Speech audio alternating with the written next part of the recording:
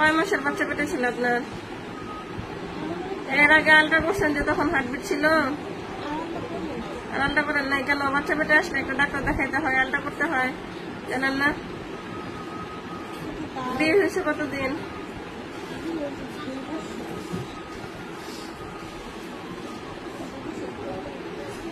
বাচ্চা পেটে কি বাড়িতে একটা কাঠি পরীক্ষা করে শেষ নাকি? পরে ডাক্তার দেখান নাই? আজকে কেন আসছেন? আজকালটা কেন করছেন? আজকে কি বুঝে রক্ত যাচ্ছে? ব্যথা আছে?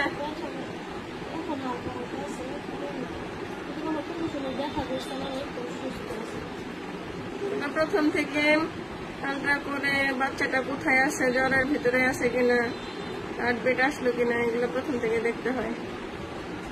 যাই হোক, হার্টবিট নাই, এখন আর আসতে পারার সম্ভাবনা নাই।